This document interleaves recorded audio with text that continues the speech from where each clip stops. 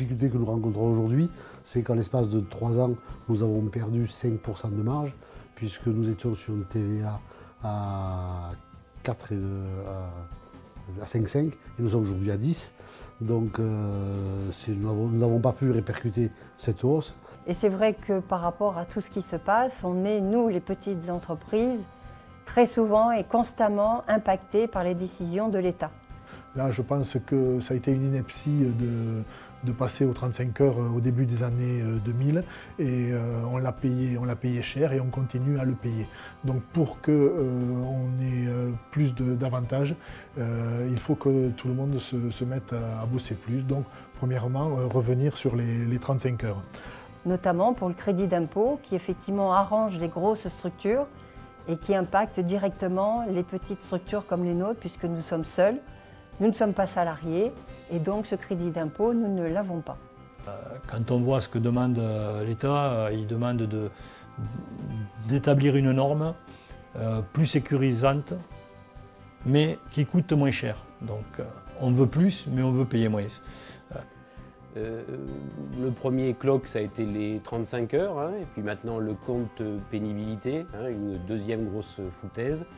Et puis beaucoup de difficultés. Difficultés pour essayer de remplacer les personnes qui sont en arrêt, qui sont pour différentes raisons, hein, en arrêt de travail, en maternité. L'impossibilité de faire des CDD. Maintenant, la nouvelle difficulté avec les temps partiels et le minimum de 24 heures, ça devient impossible. On n'arrive pas du tout à gérer le quotidien. Les carnets de commandes qui ont du mal à se remplir, l'effet crise depuis 2008. On se retrouve dans des situations permanentes de blocage, ou au niveau réglementaire, au niveau administratif. Bientôt une entreprise artisanale avec quelqu'un qui travaille tout seul avec un salarié. Je ne sais pas comment il peut faire s'il n'a pas un peu d'administratif pour s'occuper de toutes les charges qui pèsent sur l'entreprise, non pas seulement financières, mais administratives, pour arriver à gérer tout ce flux qui nous tombe dessus en permanence, quoi. On est vraiment dans une période où on souhaite faciliter, simplifier un petit peu tout ça pour redonner un peu de baume au cœur aux entreprises et donner envie d'aller de l'avant et de pouvoir embaucher. Les temps sont durs ici avec le transfrontalier sur l'électricité. Donc je crois vraiment à la rénovation énergétique. Donc par rapport à plein de mes confrères qui sont contre les RGE, moi je suis président des éco-artisans des Pyrénées-Orientales et je crois vraiment à la rénovation énergétique et les aides de l'État sont importantes actuellement, même sans les aides on peut faire gagner de l'argent aux gens. Donc en fait moi les difficultés c'est tout ce qui est administratif avec tous ces labels parce qu'il faut être dans tous les domaines labellisés. Donc en plus d'être éco-artisan, je suis Calibois et Calipac en cours de validation. Grosse difficulté à l'embauche avec du personnel qualifié. Gros problème avec l'apprentissage vu la difficulté avec la législation qui est en cours. Sur les contrats de travail, veulent pouvoir débaucher beaucoup plus facilement alors que c'est une contrainte énorme. Aujourd'hui, il faut embaucher avec un avocat, débaucher avec un avocat.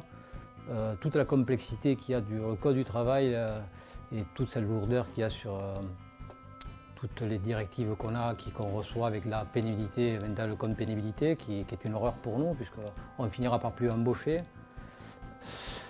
Et si je suis là aujourd'hui, c'est parce que justement on a des gros problèmes de flexibilité dans le travail. On a quand même du mal à avoir une vision d'avenir qui soit saine. C'est-à-dire qu'aujourd'hui, est-ce qu'il faut continuer sur l'entreprise avec un côté humain et gérer des compétences et des collaborateurs, ou devenir financier et voilà, pour payer les charges et essayer de retirer un minimum de rémunération. Et puis ce qu'on voudrait demander, c'est qu'on enlève toute cette complexité administrative en France parce que ça devient aberrant, on n'arrive plus à s'y retrouver. Voilà. Et je trouve ça bien dommage qu'à nos jeunes, c'est ce qu'on propose finalement. On ne propose pas d'avenir. Normalement, un jeune, quand il rentre dans la vie active, il faudrait qu'il ait un avenir, qu'il ait envie. On leur parle que de chômage, que de dette. Quand on pense qu'aujourd'hui un Français a 30 000 € de dette, je veux dire, je trouve ça un peu injuste. Voilà. Je pense qu'on devrait rendre un peu plus responsables ceux qui prennent les décisions. S'ils devaient rembourser les bêtises qu'ils font, je pense que ça marcherait mieux, quoi. Voilà.